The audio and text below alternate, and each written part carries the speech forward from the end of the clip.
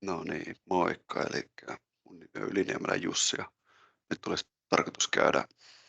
innovaation johtaminen digiajassa kurssin tärkeimmät opit ja ajatukset, mitä itselle tarttunut tässä ja käydään moduuleittain läpi muutamat bullet pointit jokaisesta moduulista ja aloitetaan moduulista 1 eli tässä tutustuttiin erilaisiin digiajan kehitystrendeihin ja siihen liittyen ehkä ykköspointtina se, mikä itselle ainakin tarttuu, oli, että vanhat tavat johtaa ja toimia ei välttämättä päde digiajassa, eli tällainen vanhan liiton kvartaaliajattelu tai perinteiset mallit, missä on tehty tuottavaa työtä linjastolla, niin se ei oikein ehkä taivu tähän digiajan maailmaan. Ja se, että tuijotetaan pelkästään Exceliä, niin se ei välttämättä ole se tapa, millä pitää johtaa. Ja siihen liittyen on tuo ihmislähtöinen johtaminen, eli itse ainakin näen, niin tietotyöläisiä niin täytyy kyllä johtaa eri tavalla kuin miten ehkä on aikaisemmin johdettu. Sitten kolmantena tuossa on tuo digimurros. Digimurroksen luovassa kilpailussa pysyminen vaatii ketteryyttä, eli ehkä nivoutuu myös noihin ylempiin kohtiin, eli asiat muuttuu niin nopeasti ja tulee uusia erilaisia sovelluksia ja järjestelmiä, että jos ei olla valmiita ottamaan niistä kiinni, niin se voi olla, että kilpailu menee oikealta ja vasemmalta ohi ja silloin ei enää pärjää ja yrityksellä voi olla hankalaa, eli täytyy pystyä olemaan ketterä, jotta pysyy kilpailussa mukana. Viimeisenä sitten näistä trendeistä, niin ihan selkeästi ainakin itselle silmiin pistetään AI:n ja Big Data rooli, eli ainakin itse koen ja mitä nyt materiaaleihin tutustuin, niin ehdottomasti tällä hetkellä niin kuin kuumimmat aihealueet ja tulee niin kuin todella monella tapaa muuttamaan niin kuin ihmisten työelämää ja sitä, miten työtä tehdään. Niin siinä oli ehkä nyt tuohon moduuliin yksi tärkeimmät, mitä jäi itselle mukaan. No sitten moduulissa 2 perehdyttiin innovatiiviseen oppivaan organisaatioon ja tähän moduuliin liittyvistä materiaaleista niin ehdottomasti niin kuin mielenkiintoisia ja mistä tarttui itselle kaikista eniten oli tämä Googlesta tehty tutkimus, jossa oli perehdytty siihen, että mikä siitä firmasta tekee innovatiivisen ja sieltä ihan ehdottomasti tämä kulttuuri ja ihmisiin liittyvät asiat oli ne, jotka niin kuin pomppasi itselle silmään. Eli panostetaan todella paljon siihen, että minkälaisia ihmisiä rekrytoidaan ja minkälaiset ihmiset on johtamassa sitten niitä henkilöitä. Eli todella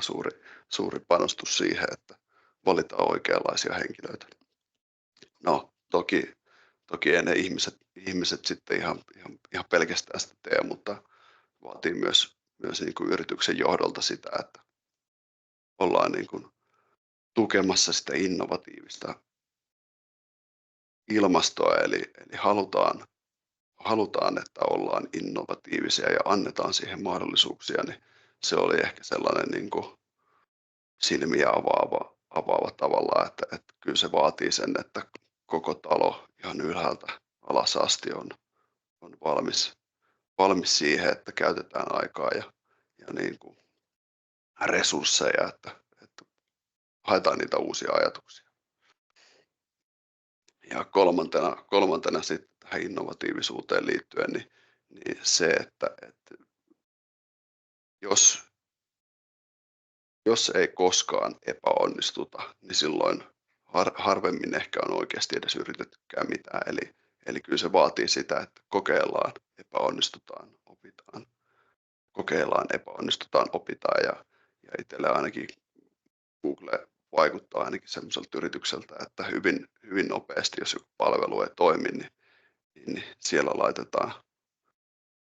niin sanotusti ajatus romukoppaan ja lähdetään eteenpäin. Ja tavallaan tämä tutkimuskin sitä osoitti, että se vaatii sitä, että yritetään ja opitaan niistä virheistä. Niin se oli ehkä tässä niin kuin 3 pointtia nyt siitä. Se Googlen dokumentti oli itselle ainakin se kaikista niin kuin sisällöllisesti eniten antava. No, moduulissa 3 sitten käytiin asioita läpi kehitä kokeillen teemalla ja tässä ensimmäisenä tuli katsottua läpi se video, missä Lego-palikoiden avulla havainnollistettiin sitä, että miten niin kuin, tavallaan aktivoimalla osallistujia ja niin kuin käsillä tekemällä niin saadaan niin kuin hyvin, hyvin erinäköinen lopputulos verrattuna siihen, että kaikki vaan istuu ja kuuntelee ja katsoo ja pyörittelee silmiään, niin toi oli ehkä semmoinen asia, mikä itselle saattaa työelämää jäädä myös mukaan ajatuksena, että jos tulee sopiva hetki, niin muuttaakin se ajatuksen siitä, että tuijotetaan jotain PowerPoint-presentaatiota ja yksi puhuu, niin siihen, että koitetaan aktivoida sillä, että otetaan niin kuin kaikki mukaan ja mielellään niin, että käsillä tehtäisiin jotain. No sitten tästä kehitä kokeillen teemasta myös tämä oli varsin hyvä, eli lähdetään siitä, että kokeillaan, tehdään pieniä kokeiluja, pieniä pilotteja ja katsotaan, että miten se asia siitä lähtee niin kuin etenemään. Eli kaiken ei tarvitse olla aina valmista, vaan lähdetään testaamaan ja katsotaan, että miten se ajatus siitä kehittyy. Että hyvin usein saattaa olla tilanteita, kun jotain uutta tehdään, niin ei välttämättä tiedetä, että mikä se lopputulos on ja miltä sen pitäisi näyttää. Niin tämmöisillä pienillä kokeiluilla niin saadaan hyvin paljon arvokasta tietoa ja sitä voidaan sitten hyödyntää siinä, että viedäänkö asiaa eteenpäin vai jätetäänkö kokonaan siihen. Ja tässä ehkä vähän toistona ja tuohon aikaisempaakin, eli pitää uskaltaa kokeilla ja niin kuin käydä ajatusprosessia läpi siitä, että mitähän tästä voisi tulla ja sen jälkeen joko onnistutaan tai epäonnistutaan. Jos epäonnistutaan, niin yritetään uudelleen ja sitä kautta iteroidaan sitten niitä mahdollisia ratkaisuja ja onnistumisia. Ja ehkä viimeisenä tämmöisenä hyvänä muistisääntönä niin Jeff Bezoksen videosta, jossa hän sanoi, että testaaminen on halpaa ja käyttöönotto on kallista, niin se on mun mielestä aika hyvä pitää mielessä, että harvoin se niin kuin kokeileminen kauhean kallista on jos asiat tehdään vaan sillä tavalla, että sit kun sitä oikeasti joudutaan ottaa käyttöön, niin sit se vasta on kallista, eli kokeileminen kannattaa hyvin usein ja se investointi siihen niin voi maksaa itsensä kyllä moninkertaisesti myös takaisinkin sitten. Siinä on moduulista 3. Alright. Moduulissa 4 alustat ja moduulissa 4 käytiin läpi alustoja ja ekosysteemejä. Tämä oli itselle ainakin vähän semmoinen ehkä tuntemattomampi alue entuudesta. Ei ole tullut tämmöisiä alustataloutta tai muutenkaan ekosysteemejä ihan kauheasti niin kuin tässä mielessä mietittyä, mutta niin kuin tämän osalta niin ehkä tuo ekosysteemien malli niin on itse asiassa varsin mielenkiintoinen siinä mielessä, että kun lyödään erilaisia toimijoita ja niin kuin erilaisilla taustalla yhteen, niin se antaa aika paljon niin kuin, mahdollisuuksia uusille innovaatioille, koska silloin sitä ajatuspuulia ja osaamista laajennetaan, jos puhutaan vaikka yrityksistä ja niin kuin oppilaitoksista ja sitten kunnallisista toimijoista, niin se avaa kyllä ihan uuden näköisiä mahdollisuuksia siihen verrattuna siihen, että toimittaisiin pelkästään se oman yrityksen sisällä. Totta kai se, että se ekosysteemit voi toimia, niin tarvitsee jonkinnäköisen yhteisen tavoitteen, eli kyllä jokaisella täytyy olla siinä jotain, mitä he haluaa saada, ja sen täytyy luoda arvoa kaikille toimijoille, että se voi toimia, mutta jos nämä peruspilarit on saatu kuntoon, niin varsin niin kuin toimivia ratkaisuja, ja itse perehdyin Helsingissä toimivaan startup-ekosysteemiin, joka on tuolla Helsingin keskustassa, niin äärimmäisen niin kuin mielenkiintoinen konsepti, ja varmasti niin kuin startup-maailmassa, kun viedään rahoitukset ja sitten koululaitokset ja sitten innovatiiviset yksilöt samaan taloon, niin aivan varmasti tuottaa paljon enemmän kuin se, että jokainen häärisi niin sanotusti omissa nurkissaan, niin mielenkiintoinen konsepti kyllä. No sitten moduulissa 5 käytiin läpi PTT-dokumenttia innovaatiolla kohti tulevaisuutta, ja ehkä tämä jollain tavalla oli niin kuin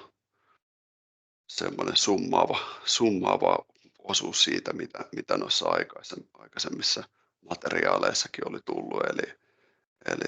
siellä korostettiin hyvin paljon tätä innovaatiokyvyn tärkeitä elementtejä, niissä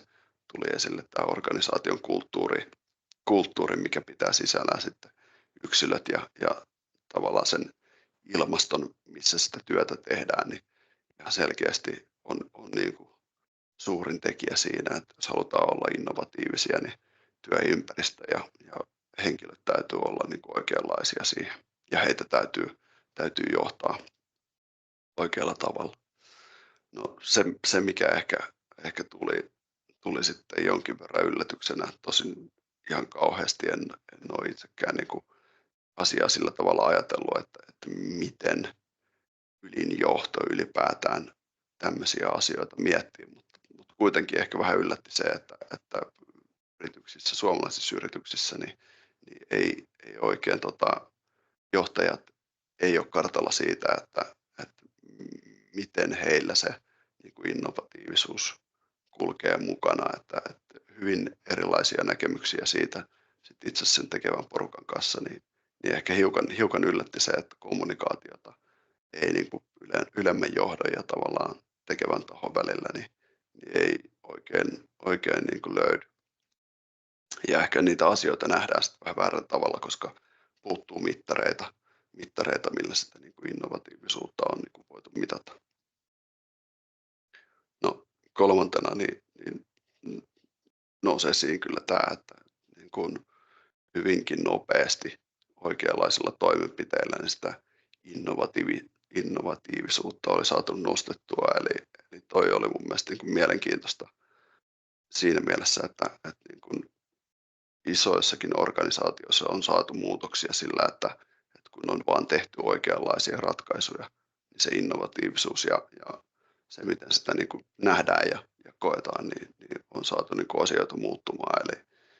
ihan selkeästi oikealla toimenpiteellä niin saadaan nopeastikin muutosta aikaan. Ja viimeisenä tämä havainto tästä tutkimuksesta, eli ehdottomasti niin kuin tämän innovaatiopolun alkupäähän panostaminen on niin kuin tuo kaikista suurimpia hyötyjä, eli sinne tavallaan ideointipäähän, niin kun siihen panostetaan, niin silloin saadaan suurimpia hyötyjä, niin